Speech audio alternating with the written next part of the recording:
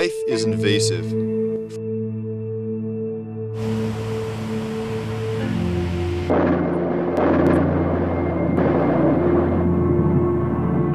From its beginning, life has been feeding,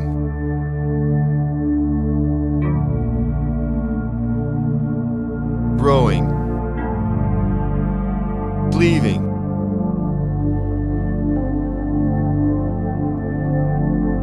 colonizing. To say biological invasion really seems unnecessary, but in 1958, British ecologist Charles Elton tried to alert society how the modern scope of bioinvasion is something new under the sun. In the wake of a cosmopolitan human race, introduced species are erupting across ecosystems, seas, and continents. Elton's warning went unheeded, and now the specter of bioinvasion has become a full-fledged form of global change. This program examines the subject around one plant coiling across America, English ivy.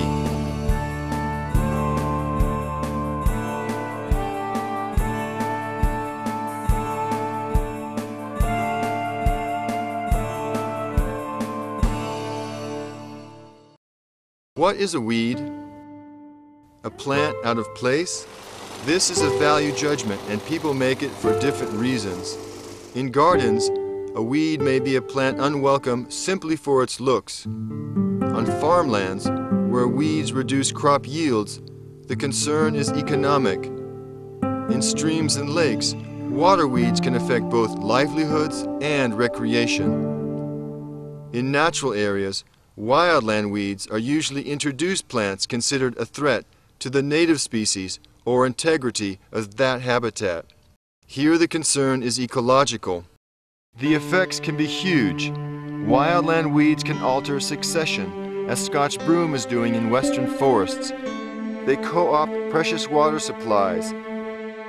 Melaleuca in the Florida Everglades or salt cedar in the Southwest are classic examples. Wildland weeds may also increase the frequency and severity of fire, as eucalyptus or annual grasses are doing in California. Each of these effects may push out the indigenous plants and animals. Then there is English ivy. Quite unlike any other introduced species, it brings its own unique forces of change.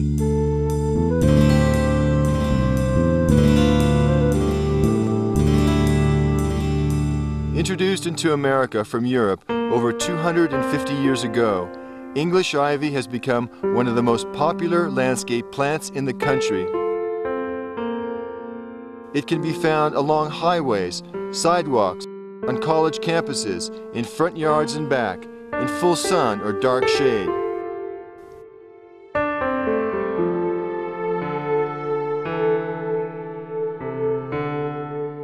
Over 400 cultivars have been developed, grown indoors and out, shaped into hedges, ground cover, and topiary.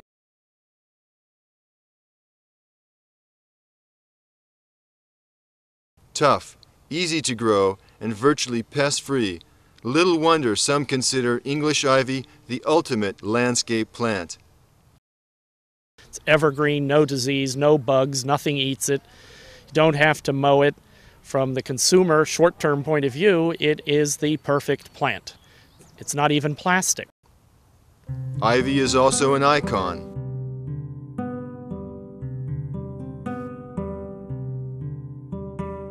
It is a floral design and motif found on all manner of things.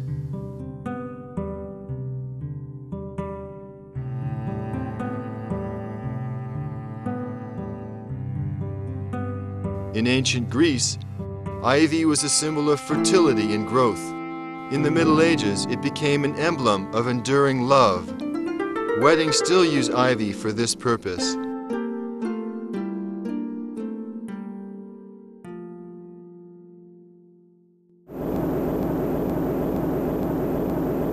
In the early years of the Cold War, ivy was a U.S. military code name. As commander of Joint Task Force 132, I invite you to observe Operation Ivy. This is the first full-scale test of a hydrogen device. E0. This is the largest fireball ever produced.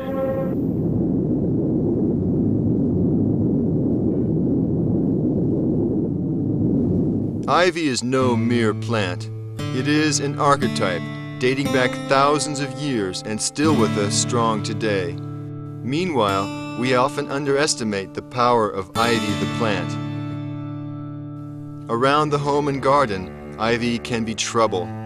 In its exuberance to grow, it routinely damages and pulls down fences.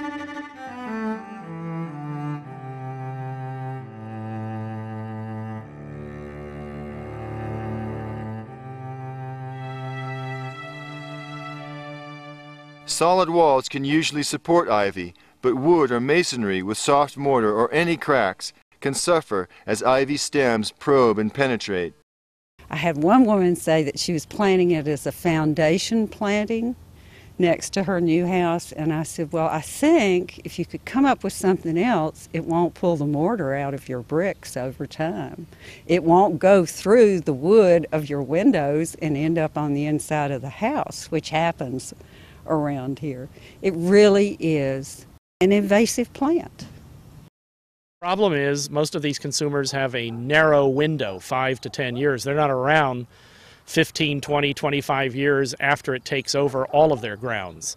In the lab, English ivy has been shown to host bacterial leaf scorch, an infection deadly to many other plant species.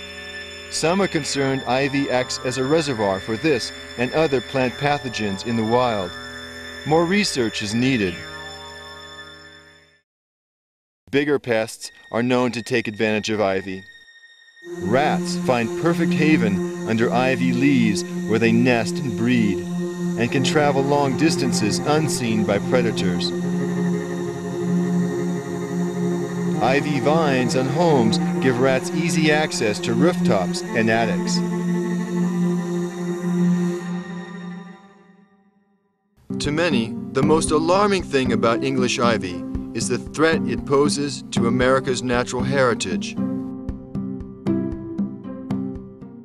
That's really the fear, is that we can see how fast it's moved in like the past 50 years. What's it going to do in another 50 or 100 years? The common name English ivy or ivy can refer to several species in the genus Hetera. All are similar and none are native to North America. Sellers often mislabel them. At least 3 Hetera species and many cultivars are proving to be invasive in the U.S. These have escaped into natural areas in at least 26 states. Parks and preserves on both sides of the country are now feeling ivy's grip.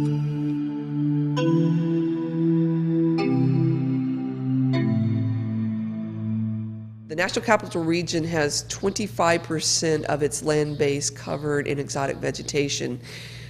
English ivy is one of the top 5 of what we deal with here in the National Capital Region. It grows everywhere, every type of habitat, from lowlands to uplands to dry to wet to up trees, on the ground, across historic structures. It's a very difficult plant to control, and we have a lot of it here. Here in Seattle, where we have a very hilly country, we have a lot of greenbelt areas. There are areas that are too steep to build, and so there are remnants of native forest within the urban matrix, and almost every one of them, in fact, probably every one of them, somebody actually went out and surveyed, has English ivy in it. We also have a number of very large and lovely city parks here in Seattle, and every one of them is infested with English ivy too.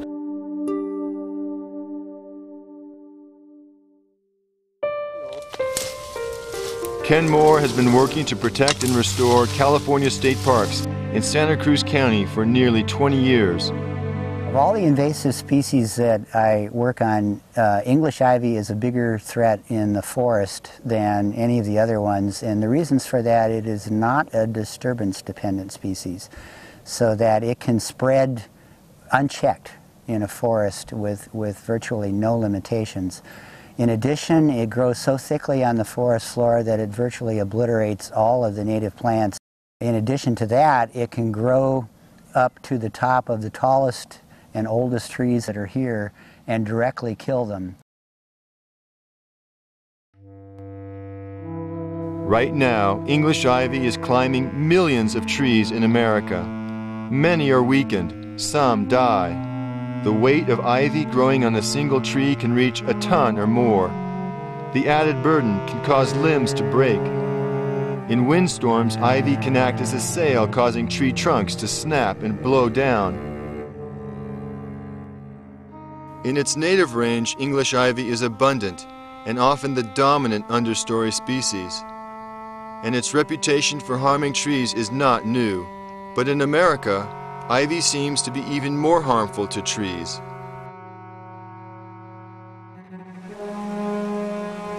Right now, English ivy is spreading in thousands of American watersheds.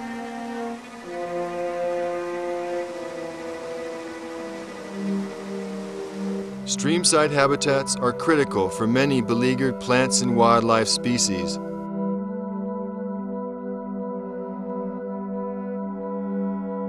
Hidden from sight or ignored for years, ivy is quietly claiming many of these places.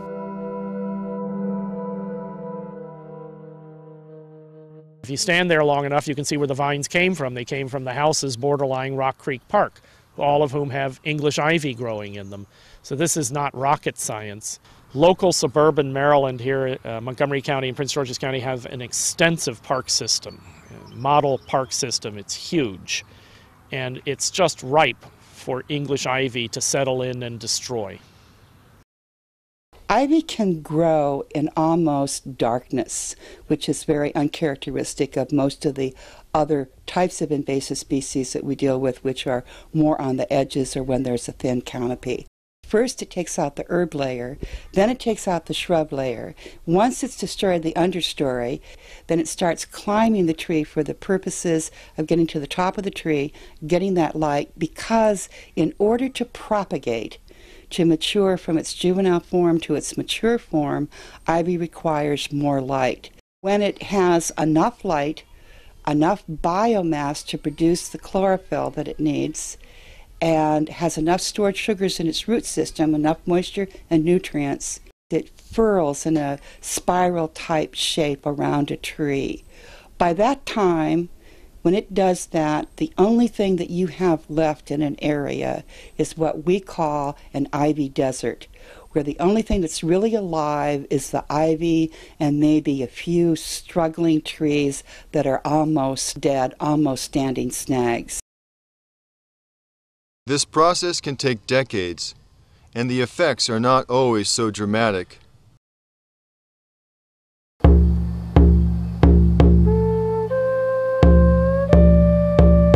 There are other views. One tells us our weeds are really healers and teachers, not something to fight or fear. Hardy green medics seeking only to knit back land people have wounded. Many such plants are adapted to colonize and grow quickly after a disturbance. Given time, they often make room for succession by other species. And many of our weeds have medicinal properties.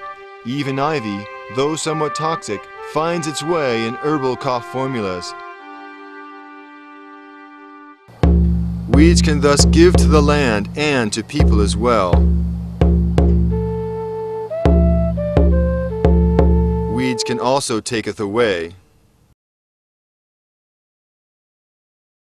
English ivy is peculiar in many ways. A member of the ginseng family, it has both vine-like and woody forms.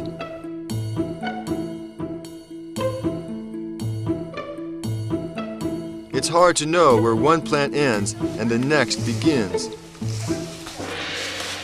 Its native range is temperate Europe and West Asia, but its ancient origins are tropical and go back to the early Tertiary, some 5 million years ago.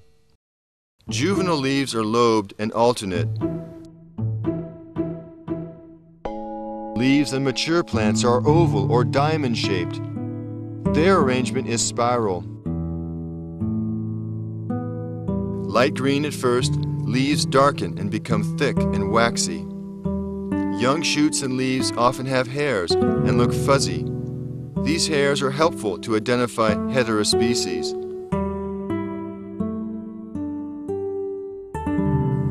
On the ground, vines grow up to 3 feet per year. As they advance, roots are produced at the leaf nodes.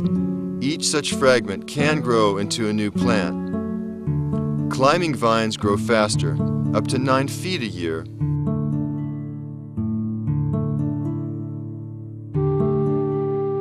Aiding the ascent are root-like pads that grip the vertical surface.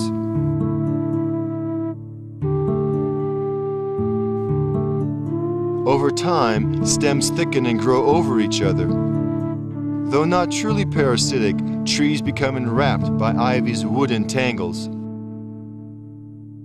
They get to be enormous, and they had interlaced around this enormous oak.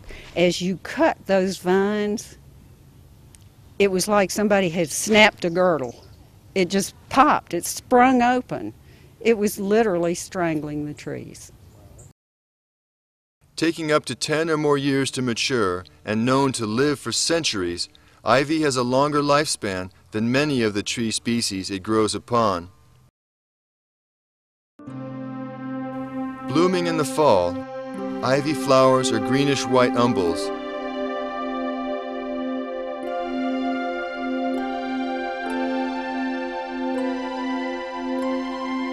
Insects feed on the nectar and pollinate the flowers.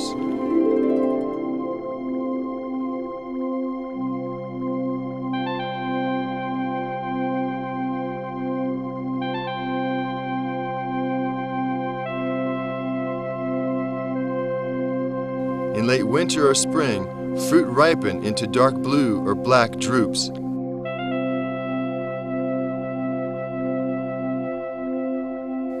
Each contain 1 to 5 seeds. Many birds and a few mammals eat and spread the seeds.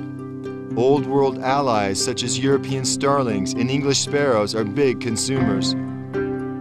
While slightly toxic to some birds, others join in the feast when food may be scarce.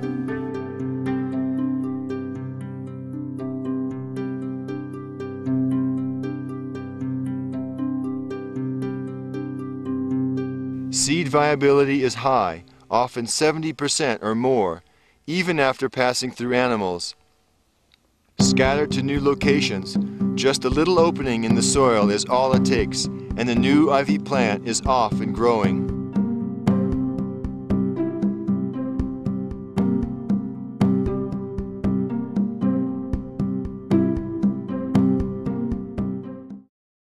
Ivy isn't impervious. Some insects and pathogens do nibble and damage it. It can tolerate some snow, but prolonged freezing will knock it back. But the threat ivy poses to our natural heritage appears real. If you still doubt this, you need to have another look. Here.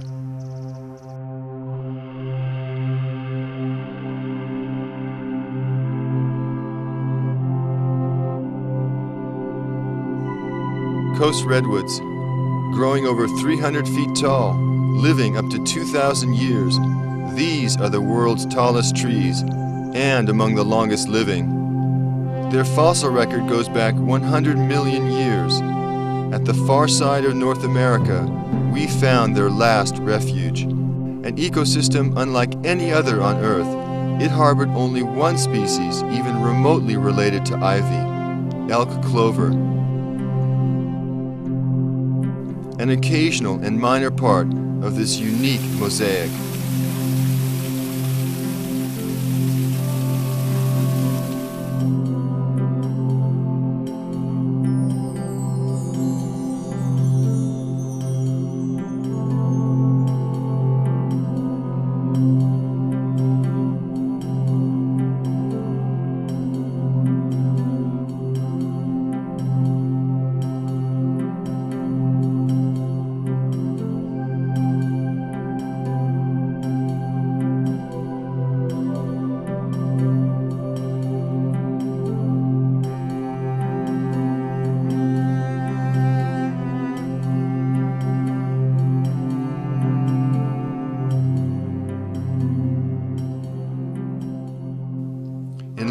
over a century, more than 90% of the old-growth redwoods were cut down.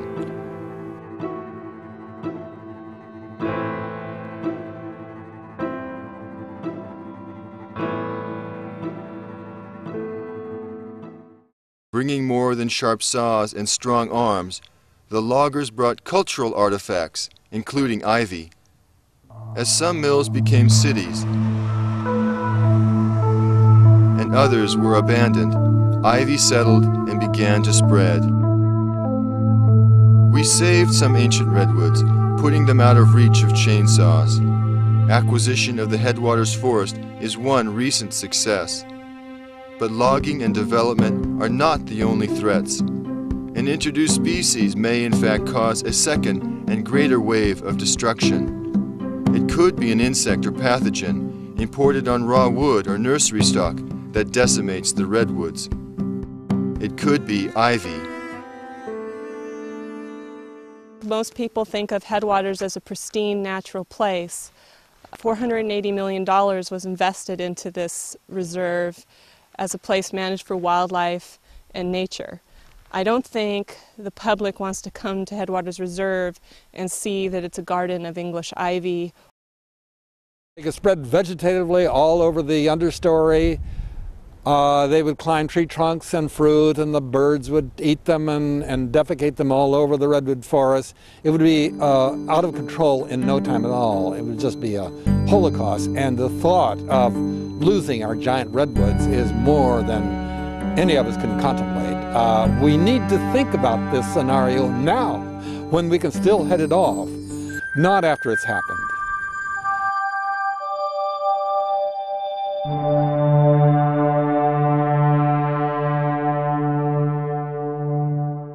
To effectively manage an invasive alien species, an area-wide approach is often needed.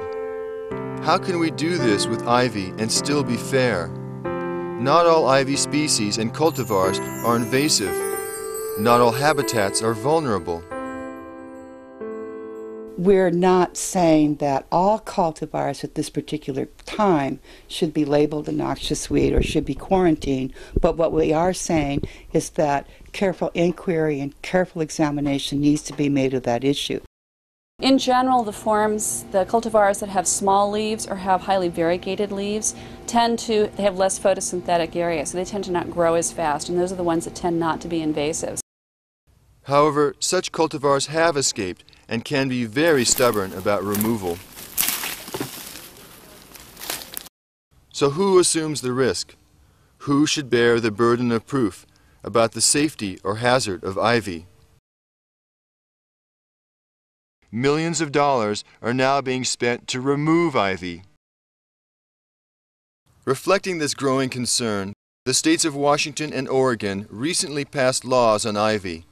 Oregon's is the most restrictive. What this means is that heterohelix species no longer can be imported, exported, cultivated, propagated, retailed, or wholesaled in the state of Oregon. To date, these laws are not well known and have not been much observed. And are laws the first and best defense? And what does this mean for the nursery and landscaping industries? They make millions selling ivy. I don't know that regulation right up front at this time is the answer. You'll hurt the industry, which will force it into a reactionary position.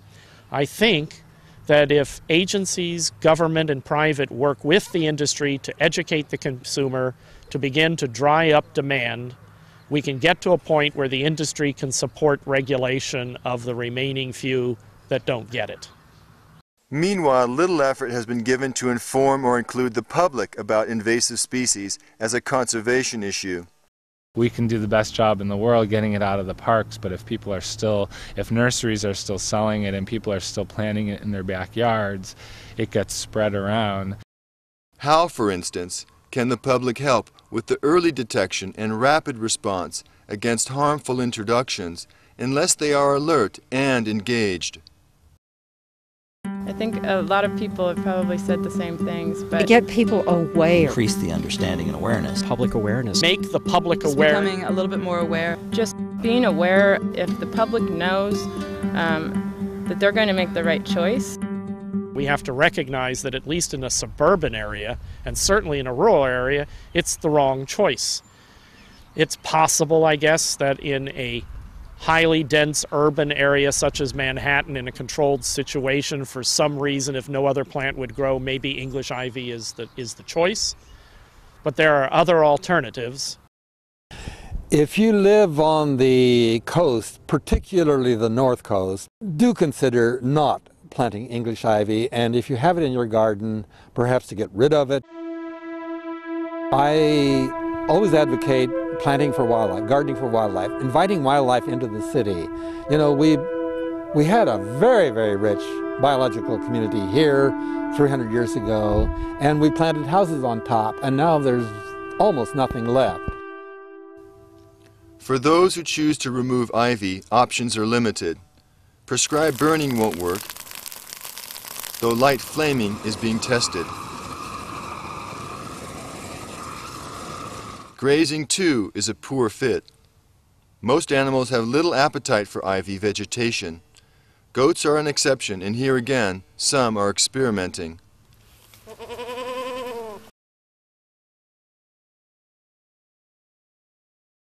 Biological control, where a host-specific predator or pathogen is introduced to cause a decline in a pest species, is also out for the time being.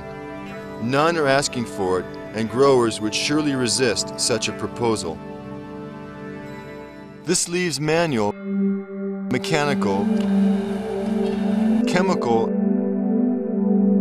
and of course cultural methods where people are informed and empowered.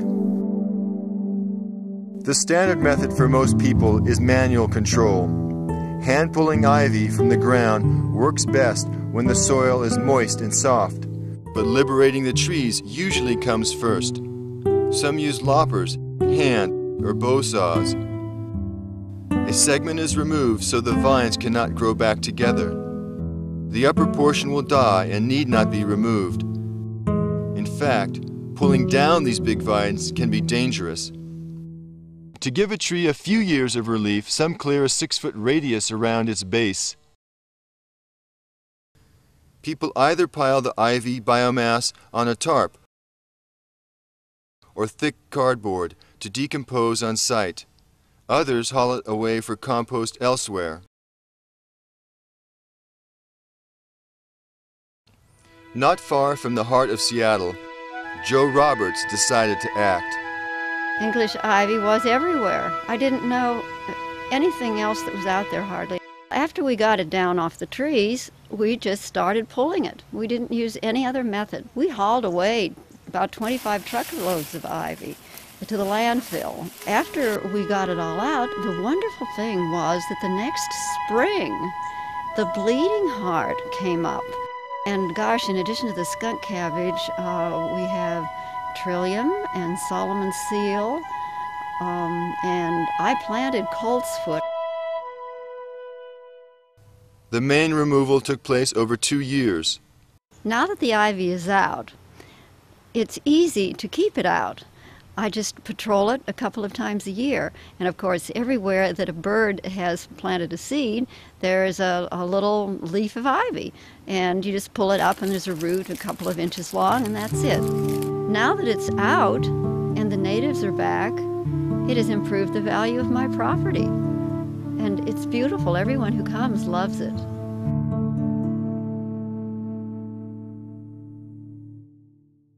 Hand-pulling is strenuous, dirty, and dusty. People must be on the lookout for creatures that sting and bite. There may be plants with thorns, poison oak or poison ivy in the mix. Even English ivy can cause skin rashes in some people.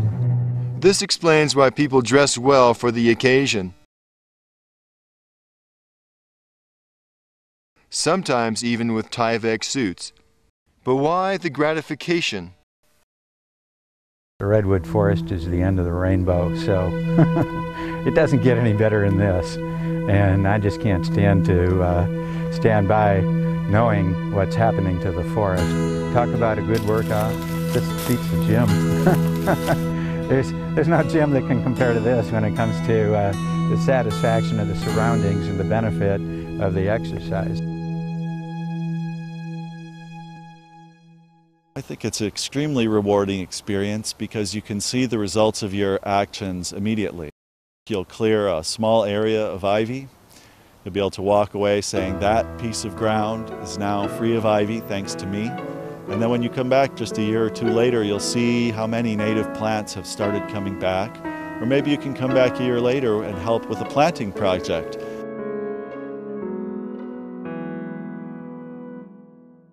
Yet another paradox about ivy is that for some old and weakened structures, tearing it out might make things worse.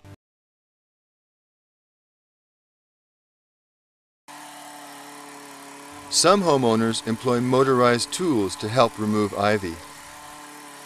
I can clear tracts of ivy that would take me perhaps 2 to 3 hours manually. I can do in, I guess, about a half an hour. And it's a whole lot easier on my back. After I'm finished with the hedge trimmer and after we've raked it into a pile and mulched it, we'll come back with the small landscaping rake and I'll rake the surface, and many of the roots will come out with the rake. What doesn't come out with the rake we'll pull out by hand. Larger equipment is also used to remove ivy.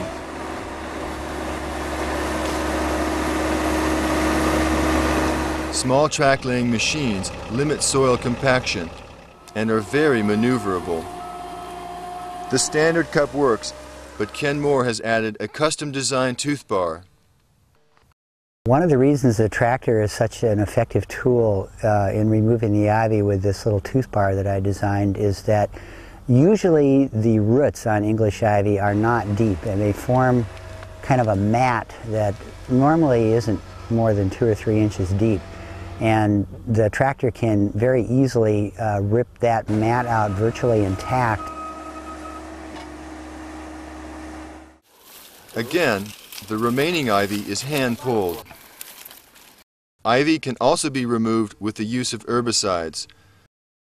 Using herbicides can be more cost-effective in the long term for several reasons. First of all, the cost of labor is probably the most expensive aspect of invasive plant management. If I have to use 10 people to go in and grub out a 10-acre lot of English ivy, it's going to take a lot of time. Now, the herbicide application, on the other hand, might take a day to do that 10 acres, and it might only take 2 people to do that. And you can actually use your volunteers or your mechanical methods in the following years, the maintenance years.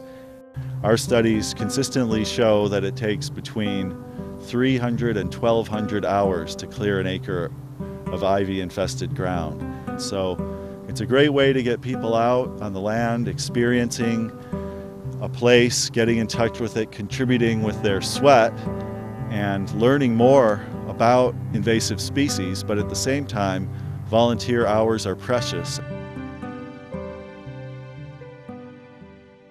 Jonathan Saul has been testing herbicides to remove 2 invasive cultivars of ivy at Camassia Preserve in Oregon. You can get excellent results with very little damage to native vegetation.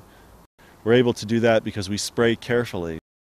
We also do our herbicide application in the winter. We wait for a sunny period in early January or mid-January when the native plants are most dormant and so the most resistant to the herbicide. Others find spraying ivy in the late summer or fall effective, a time when most native plant growth has declined. The cut stump method works well for ivy on trees. It kills both the upper and lower portions of the plant. No surfactant is needed, but the solution must be strong. For a stem this size, we take the folding saw, simply cut it off, cut a section out of it so it can't possibly reattach. Then you simply dab enough to wet the surface on the cambium layer, and that will absolutely kill the stem. It has to be done within 1 minute after the cut is made so that the stump doesn't seal over. Yet another method uses a brush cutter first by one person, followed quickly with an herbicide application.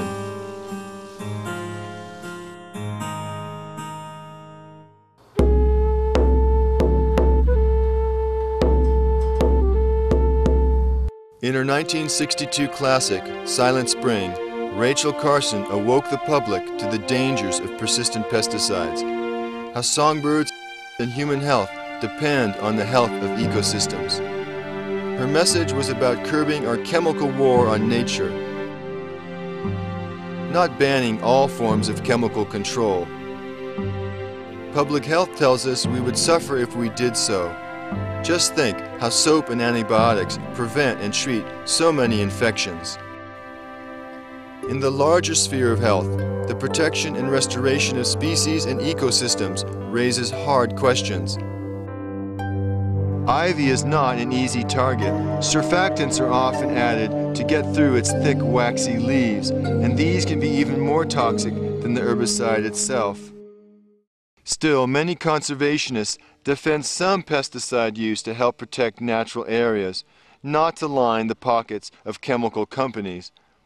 Of course, the science of ecosystem health is young and we have much to learn. Meanwhile, almost all segments of our society can find ways to reduce their reliance and abuse of toxic chemicals.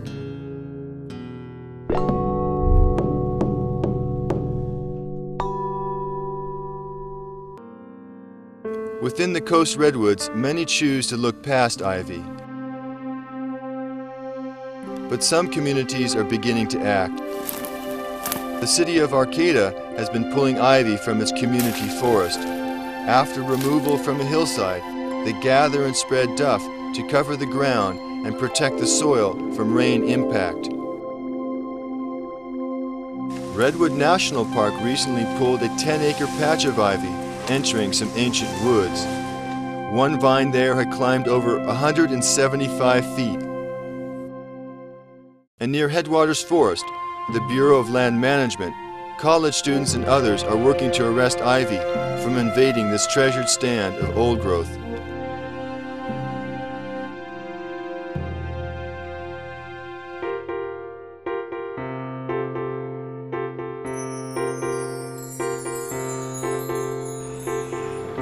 On this day, Seattle Parks, Earth Corps, and the Ivy Out program recruited hundreds of volunteers from Seattle Preparatory High to pull ivy from city parks. At Seward Park, we've always started with removing the ivy from trees by creating what we call a life ring or a survivor ring. And all you have to do is cut the ivy vines away from the base of the tree, and everything else above is going to die. And for removing ground cover, you have to be very careful about not cutting and pulling out the native plants. But if you have a monoculture, sort of like a desert of just ivy, you can actually cut it and roll it up like a carpet. We call it a carpet roll or a log roll. What's amazing about having youth volunteers out here is that this is their first exposure to this sort of thing, but they're so young, and they're going to remember doing this 10 years from now. Working with these youth and their energy is just great because it's going to start momentum and leave a legacy of future stewards. Perhaps the most outstanding community effort is in Portland, Oregon. Since 1994, the No Ivy League has been removing ivy from Forest Park. With 5,400 acres, it is our nation's largest urban park. About 1/3 was infested with ivy. We've probably, in Forest Park alone, removed ivy from almost 18,000 trees. We've also removed hundreds and hundreds of isolated patches of ivy in Forest Park. We would never have been able to do the level of work that we've done if we hadn't created that combination of youth leadership and community involvement. Over 20,000 people have been out here. Many of them have taken their knowledge, their commitment, and their passion to a park or a neighborhood or a natural area. Forest Park may never be clear of ivy, surely not North America. But such restoration efforts buy these places time while teaching people about consequences and the land that supports them. Perhaps here is the source of that enduring love needed for the lasting protection of our natural heritage. Were this a national model, some think, ivy and many other invasive species might finally have met their match.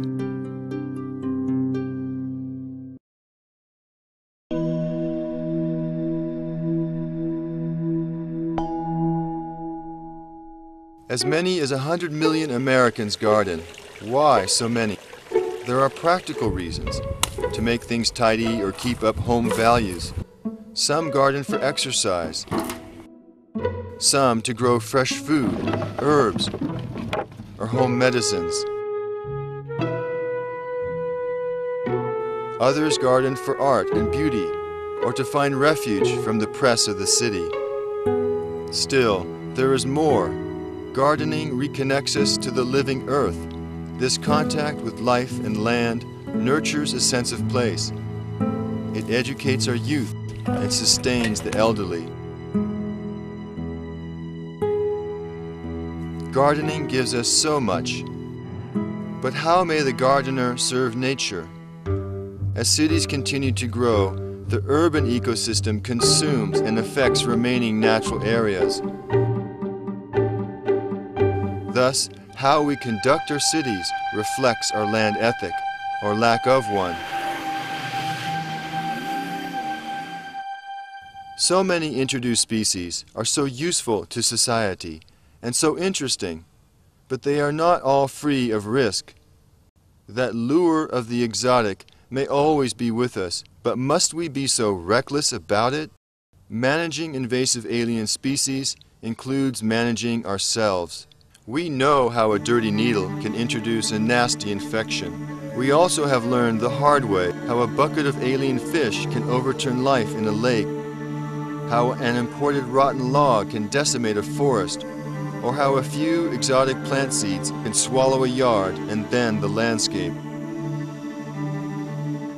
Ignorance is no longer an honest excuse for all this bio-negligence, or what some may call bio-crime. Charles Elton's appeal was that we come to some general viewpoint about this whole business of bio-invasion, because much of it is up to us. We can start by taking a closer look at our own cities and gardens. Thanks for watching.